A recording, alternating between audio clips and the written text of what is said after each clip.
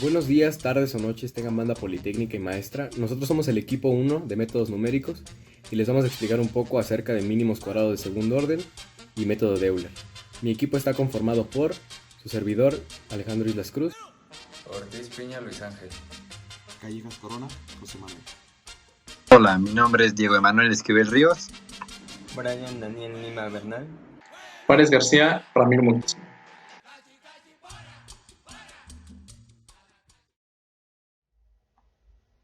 Ahora bien, hablemos acerca del desarrollo histórico del método de mínimos cuadrados.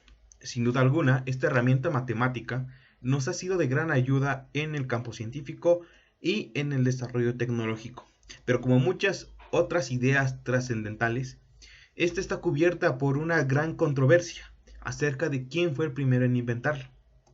Entonces, para empezar, hay que cuestionarnos de dónde surge este método y cuál fue el problema que hizo que a raíz de este surgiera el método que conocemos actualmente.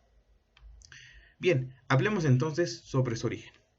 Este método al parecer comienza hace mucho tiempo en el siglo XIX, específicamente el 1 de enero de 1801, con la curiosidad y la intriga y las observaciones de un joven sacerdote y astrónomo italiano de nombre Giuseppe Piazzi.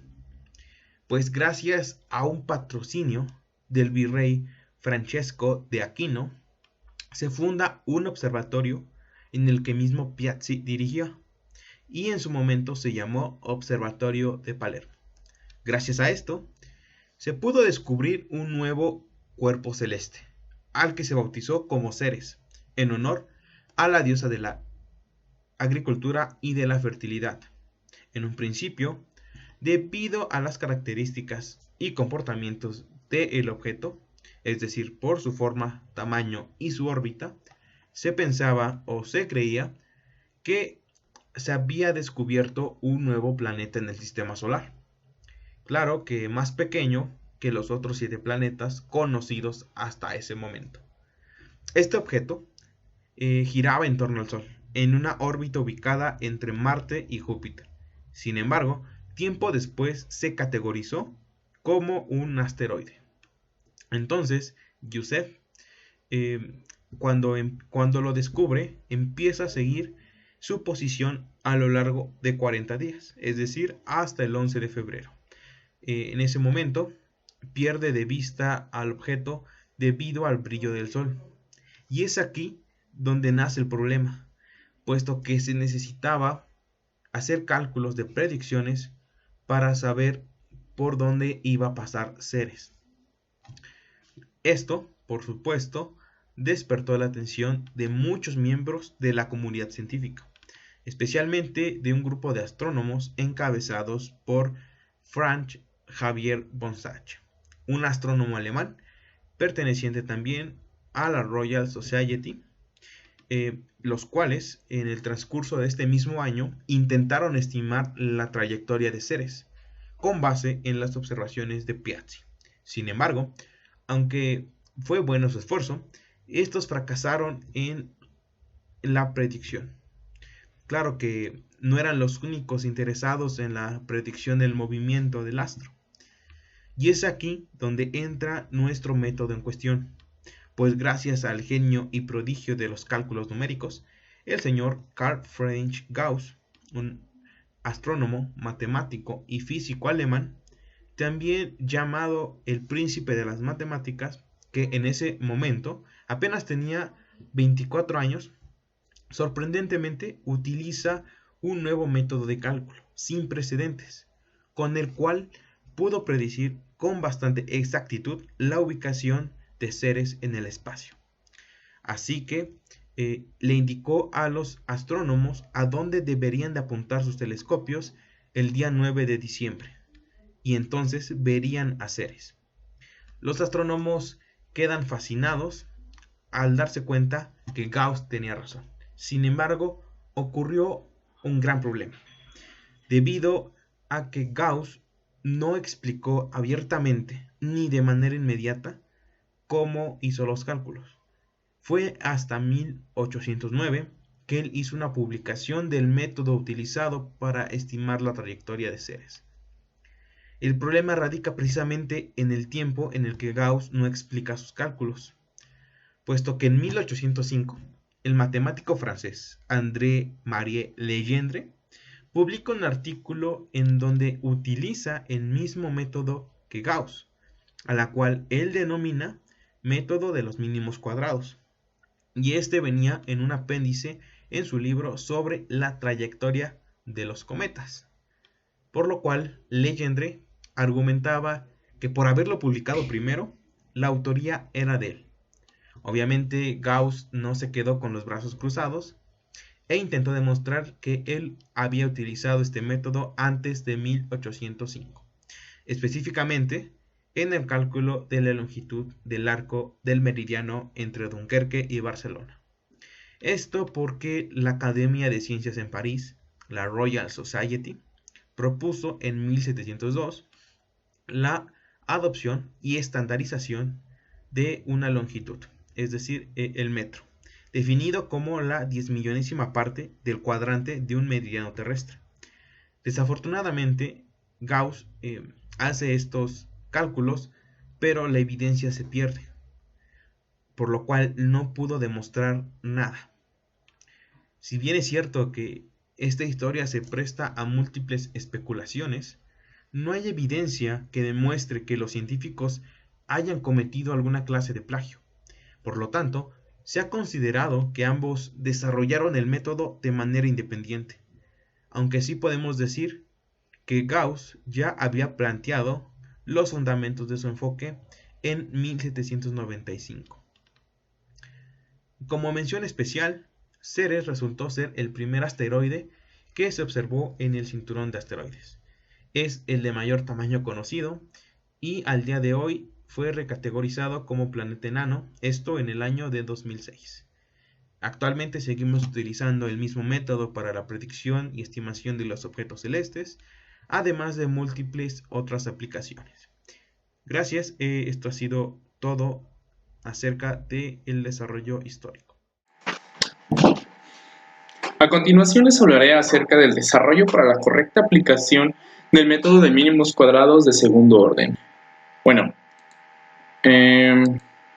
para esto primero tenemos que saber para qué se usa. En distintos ámbitos de la ingeniería, nosotros vamos a necesitar obtener valores aproximados a los valores que ya tenemos tanto medidos como pues en un registro de datos.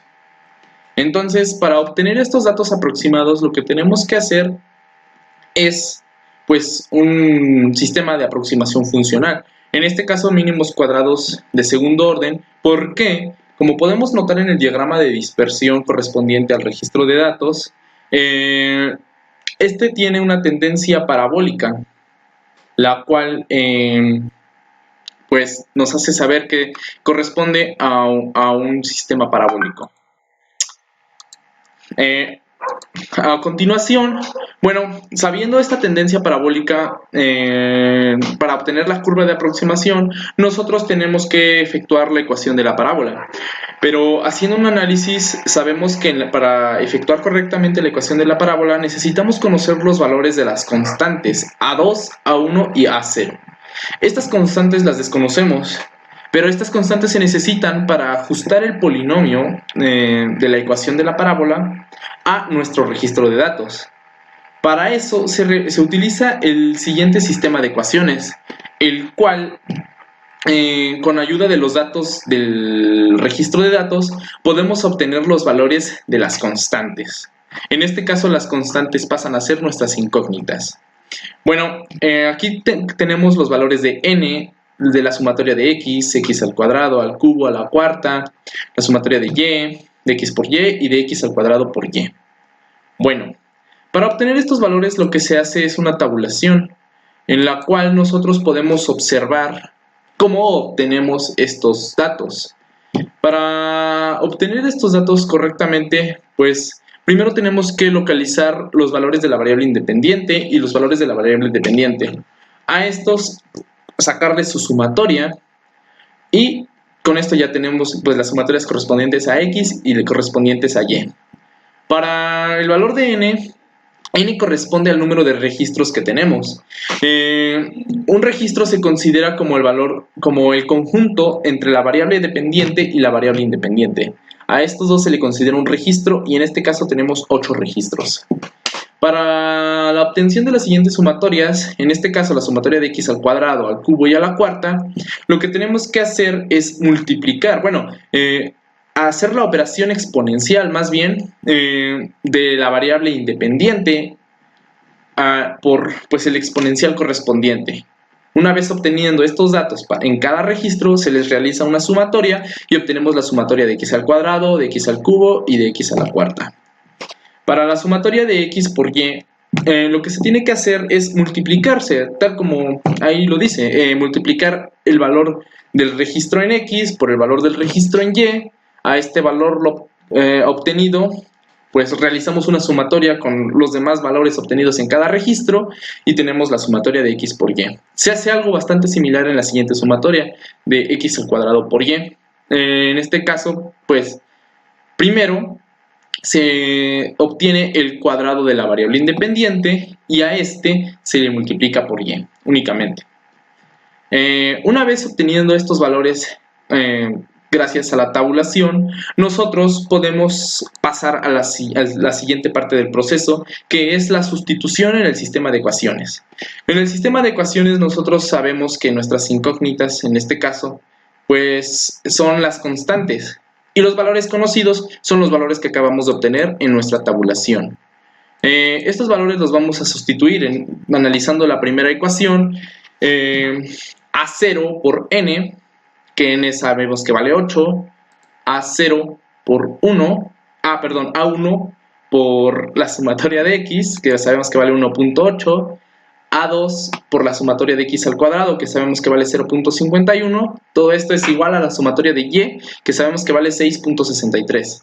Se realiza exactamente lo mismo, una sustitución de los valores que ya tenemos gracias a la tabulación en el sistema de ecuaciones. Una vez teniendo el sistema de ecuaciones, se resuelve por el método que nosotros deseemos, el método que se nos haga más prácticos, hasta obtener los resultados correspondientes a las constantes que pues estamos buscando. Una vez obtenidas estas constantes, nosotros podemos sustituirlas dentro de la ecuación de la parábola, puesto que ya las conocemos. El valor de A2, el valor de A1 y el valor de A0. Lo sustituimos dentro de la ecuación de la parábola y obtenemos la ecuación de la parábola correspondiente a este registro de datos. Aquí podemos observar la relación que hay entre los datos, que bueno, si bien no son exactos, pues este es un método de aproximación funcional. Tenemos valores bastante aproximados entre los valores del registro y los valores que obtenemos gracias a la parábola, a la ecuación de la parábola. Entonces, pues tenemos valores aproximados. A continuación lo vamos a ver de manera gráfica aquí en la presentación. Bueno, en color azul tenemos todos los puntos de dispersión, los cuales corresponden al registro de datos. Podemos ver que tienen una tendencia parabólica, pero no la podemos apreciar como tal. En color rojo tenemos la parábola que obtuvimos con ayuda del método y podemos ver que tiene una estrecha correlación con el registro de datos. Y esto nos lleva a la ecuación de la parábola correspondiente y nos da los datos de aproximación pues entre el registro de datos. Y con la ayuda de esto podemos obtener cualquier dato entre pues el registro. Hola, mi nombre es Ortiz Piña Luis Ángel. Continuando con la presentación del tema de mínimos cuadrados de segundo orden, vamos a resolver un pequeño ejercicio con la ayuda de este método en el programa de Excel. Nuestro objetivo es conocer la ecuación de segundo grado que represente la tendencia de nuestros datos. En este caso, la altura del misil con respecto a su posición. Primero debemos realizar una serie de operaciones que nos serán útiles más adelante. A esto me refiero con elevar x al cuadrado, x al cubo, x a la cuarta, la multiplicación de x por y y la multiplicación de x al cuadrado por y. Comenzamos, tomamos el primer valor de x y lo elevamos al cuadrado. Tomando otra vez el primer valor de x, elevándolo al cubo. Tomando igual el primer valor de x, en este caso la posición, elevándolo a la cuarta. Ahora vamos a realizar la multiplicación del primer valor de x por el primer valor de y, seguido con el primer valor de posición, que es x elevado al cuadrado por el primer valor de y. Sabemos que en Excel tenemos la ventaja de realizar nuestros cálculos solo una vez, esto para después poderlos arrastrar y que se realicen en cada uno de nuestros datos. Entonces seleccionamos y arrastramos. Ahora es necesario hacer la sumatoria en cada columna de datos. Nos posicionamos aquí, ponemos igual, función suma, y vamos a seleccionar todos los datos. Y al igual que con las demás, podemos arrastrar para que lo hagan cada uno. Ahora construiremos una matriz de 3×3 con los datos de nuestra tabla.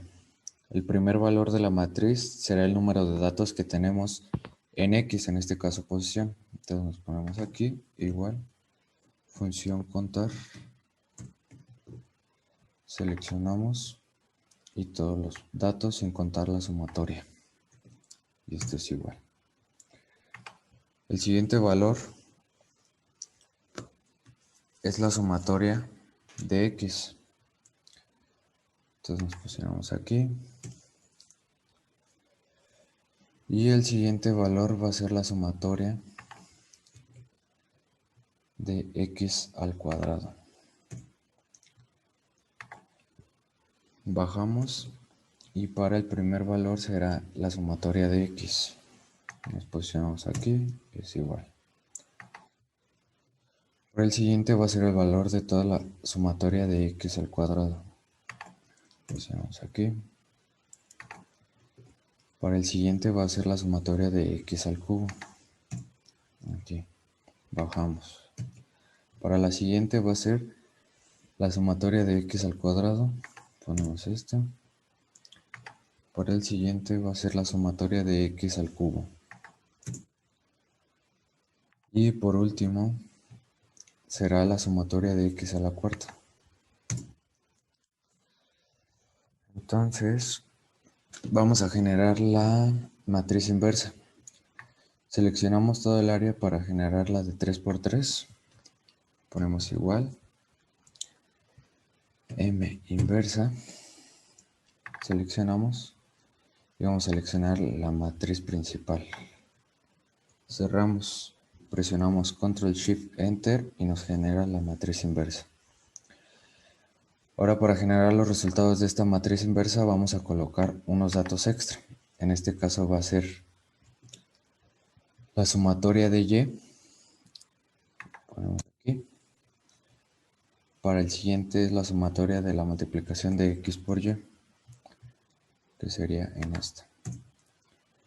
Y para la siguiente sería la sumatoria de la multiplicación de X al cuadrado por Y. Ahora, para generar los resultados, seleccionamos el área de 3, ponemos igual mmult. Vamos a seleccionar la matriz inversa. Para separarlos ponemos una coma y ahora separamos estos valores. Cerramos y igual presionamos Control Shift Enter y nos aparecen todos los resultados.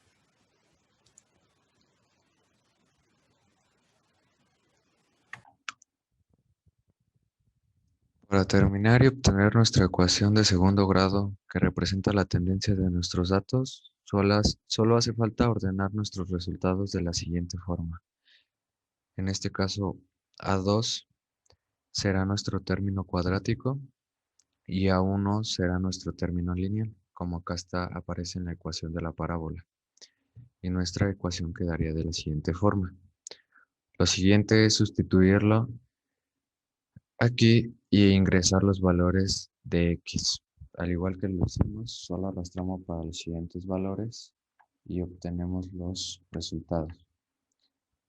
Y lo siguiente es agregar una gráfica de dispersión para los valores iniciales, que quedarían de esta forma, y otro gráfico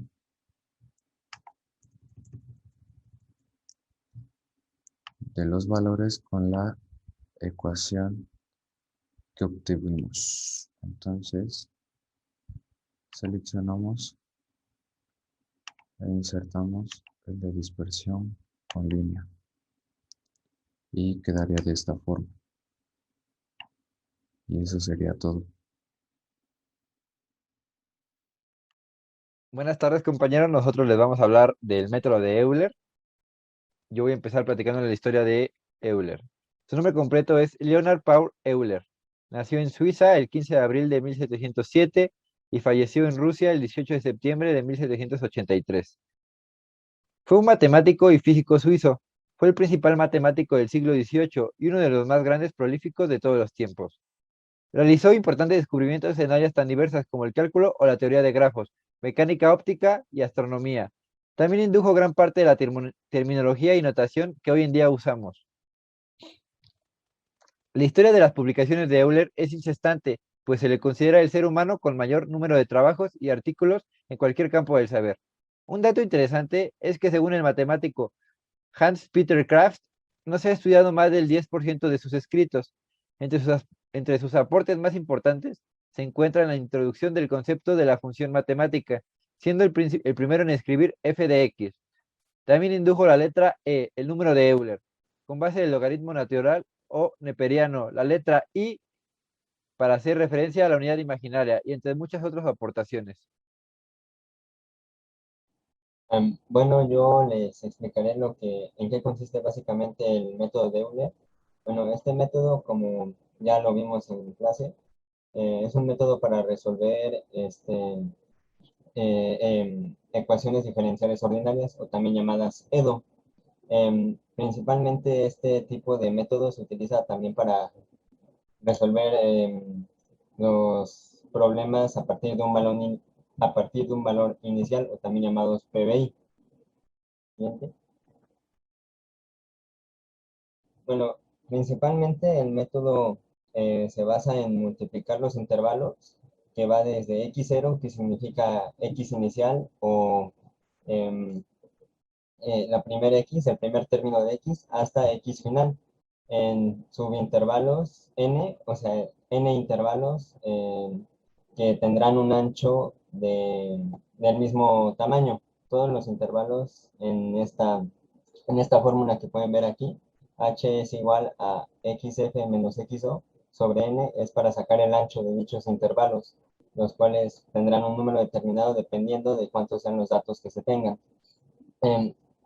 Entonces, de esta manera obtendremos un número determinado de puntos. De igual manera, en este método, por ley, por regla, vamos a tener una condición inicial, o vamos a tener un valor inicial en f de x, que va a ser igual a y0. Este valor inicial representa el punto 0 o el punto inicial de toda la función, la cual es en este punto es donde iniciará nuestro procedimiento. Este punto será el más importante en el método, ya que es el que nos dará la pauta para poder aplicar bien el método y aplicar lo que veremos a continuación. Siguiente, por favor. Bueno, entonces, ¿en qué consiste este método? El método en sí se basa en tener un punto inicial, el punto 0, se conoce x0 y y0. Entonces, con esos puntos debemos nosotros de obtener los siguientes valores. Para resolver una ecuación diferencial ordinaria, primero se tiene que conocer estos puntos. Entonces, el método de Euler básicamente se basa en que con los cálculos que hagamos se obtendrán lo que son rectas tangentes a nuestra función. Entonces, básicamente con esas rectas tangentes, lo que haremos será ir aproximando el valor o ir aproximando estos valores que vayamos obteniendo que serán aproximados a los resultados reales de dicha función. Entonces, primero, como vemos aquí en la presentación, dice em, que la recta tangente es, es la aproximación que se tiene sobre el resultado real. Entonces, básicamente lo que hace el método es aproximar, ¿no? O sea, no vamos a tener un valor 100% real, no vamos a tener un valor 100% exacto. Lo único que hace el método es aproximar, como todos los métodos que hemos visto. Em, entonces, como lo dije, básicamente este método lo que hace es generar rectas tangentes a la curva o a la función que se tenga y así ir aproximando de poco en poco hacia el resultado que se desea obtener. Siguiente, por favor. Bueno, ahora, después de que se tiene el punto inicial y se ha hecho la primera iteración o el primer paso, que es evaluar la función en el punto cero, se procede a obtener los valores en los demás puntos. Como lo ven aquí, en la imagen de la izquierda se tiene el punto cero y el punto 1. El punto 1 representa el valor aproximado a esta función. Em, entonces, así es como lo iremos viendo, ¿no? Em, Primeramente, los cálculos que hagamos formarán una recta tangente alrededor de la curva y estas rectas tangentes, sucesivamente, dependiendo del número de datos que tengamos, formarán lo que es una curva poligonal, que es como se observa en la segunda imagen. Se observa una aproximación o una similitud entre ambas funciones, entre ambas líneas. Como se ve en la línea azul es la función y como se ve en la línea roja es la aproximación que hemos tenido con este método. Entonces, esa curva es la curva poligonal que nosotros tendremos o que nosotros formaremos cuando utilizamos este método. Siguiente, por favor. Entonces, ¿cómo hacemos esa aproximación? ¿De qué parte está todo este proceso? Primero, lo que tenemos hasta ahora es que sabemos los dos puntos iniciales. Entonces, ¿qué es lo que dijimos con este método? Que utilizaremos rectas tangentes a la función. Entonces, como sabemos, la pendiente de la recta tangente es la derivada de dicha función. Entonces, aquí como se puede ver en la imagen, haremos uso de la ecuación punto pendiente para poder llegar a cómo es que obtenemos la fórmula de este método. Como verán, la ecuación punto pendiente pues es la que ya todos conocemos, es es igual a la pendiente multiplicada por x menos la x inicial más la y. Entonces, ya que sabemos que la, la pendiente va a ser igual va a ser igual a la derivada de esta función, entonces eso es lo que vamos a utilizar para poder llegar al formulamiento de este método. Siguiente, por favor.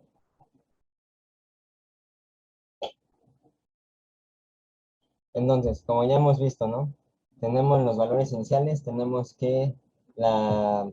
una recta tangente, tenemos que esa recta tangente la vamos a sacar con la derivada de esta función.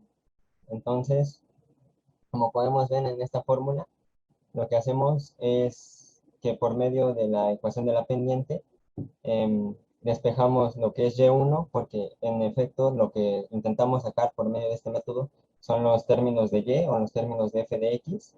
o los términos de la función que vamos a evaluar.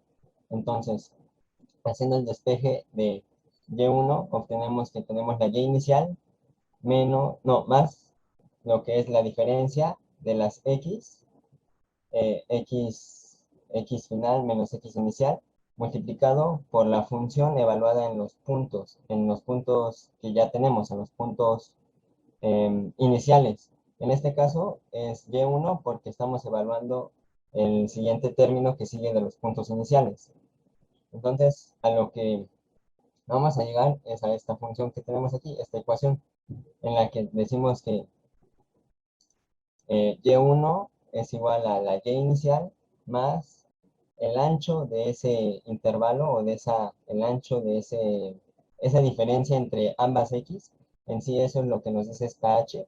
Si ven en la ecuación de arriba es x final menos x inicial. Entonces eso es lo que nos dará qué distancia hay entre esos dos términos, cuánto hay de diferencia entre esos dos términos, y eso lo multiplicaremos por la función evaluada en los primeros dos puntos. Siguiente, por favor.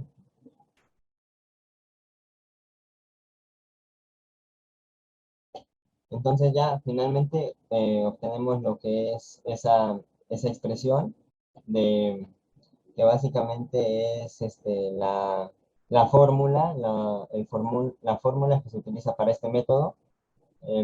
Pero pues no solo eso, ¿no? Este método entonces para llegar al resultado deberá hacerse de manera sucesiva, dependiendo de los datos que se tengan, de cuántos datos se obtengan en el número n, de cuántos términos se obtengan. Entonces, haremos este tipo de iteraciones, llamémoslos así, hasta que lleguemos a la n final o hasta que lleguemos a nuestro último dato. Entonces, así como se muestra en la imagen de la izquierda, se ve cómo va haciendo sucesivamente em, cómo se va utilizando sucesivamente esta fórmula, dependiendo de los datos que vayamos obteniendo.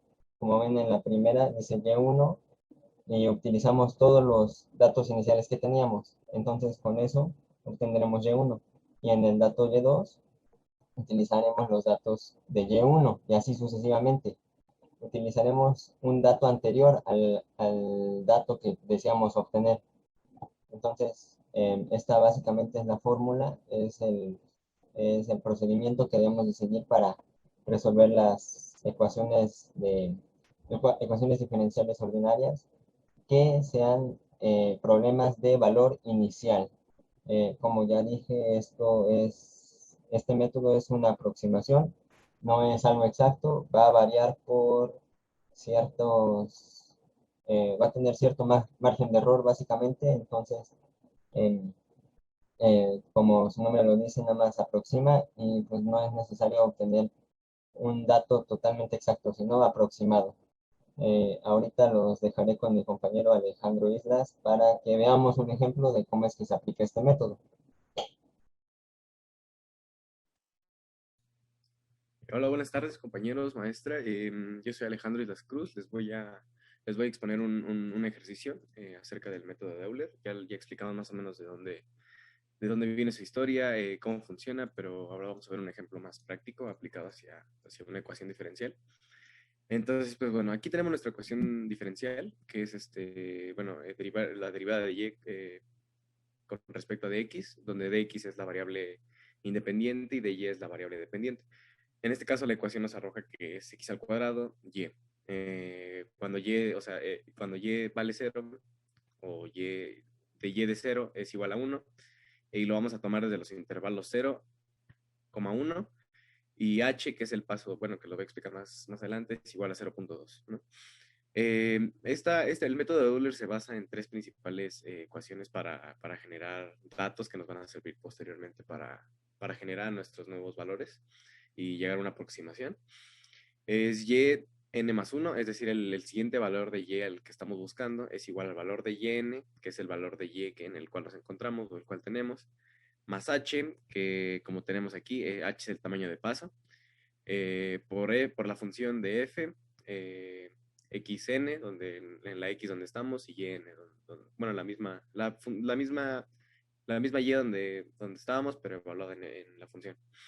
Después vamos a tener otra ecuación, que es xn más 1, que es el siguiente valor de x, es igual al valor de x en el que nos encontramos, más el tamaño de paso, que en este caso es h. Y en este caso, pues tenemos que otra ecuación es h es igual a b, que es el límite derecho, menos a, pues, el límite izquierdo, que en este caso sería 0, menos 1 menos 0, perdón, sobre n. Pero en este caso no nos dan n porque ya tenemos el tamaño de paso. Entonces, bueno, aquí donde h es el tamaño de paso, a es el límite inicial en el segmento A, b es el límite final en el segmento B, n es el número de pasos, que en este caso, pues como les digo en el problema, no nos los dan, pero ya nos dan el tamaño de paso. Y pues al final tenemos que n van a ser estos datos de aquí, ¿no? Y f de xn y coma yn, el segundo miembro de la EDO, que es la ecuación diferencial, de primer orden, cuando tiene la forma derivada de y conforme de x o con respecto a dx, es igual a la función evaluada en xn, coma yn. Ok, entonces aquí vamos a tener que b es que h, perdón, es 0.2, que ya no nos da el problema. A es igual a 0, que igual no nos da el problema. B es igual a 1.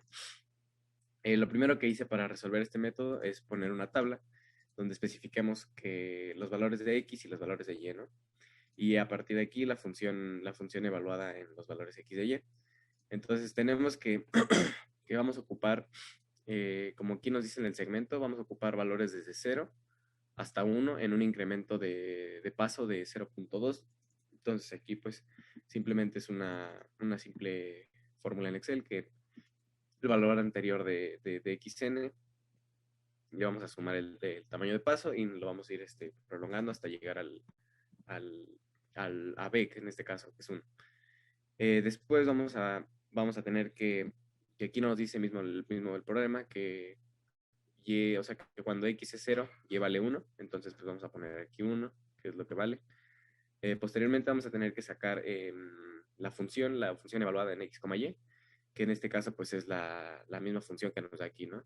X al cuadrado, que sería el valor de x al cuadrado, por el valor de y, que es el valor que tenemos aquí, entonces simplemente lo ponemos y nos generamos. En este caso nos da 0, ¿no? Después, pues, tenemos nuestro segundo valor de x. Entonces, vamos a tener que el valor de y que le corresponde a va a ser conforme a esta ecuación, yn más 1, que es el siguiente valor de y, que es el que estamos buscando, el que es el de abajo, va a ser igual a la y anterior, que ya tenemos aquí, la y anterior, más h, que es el tamaño de paso, por la función evaluada en x de n, yn, que es el que acabamos de sacar. Entonces, aquí en este caso nos sigue dando 1, es decir, que la ecuación se mantiene constante hasta que x es igual a 0.2. De ahí, pues simplemente vamos a prolongar todos los valores hasta seguir sacando valores completos de la tabla. Y nos va a dar que en 1 el valor aproximado es 1.25, bueno, el valor que tengo aquí. Entonces, este es el resultado que vamos a ocupar.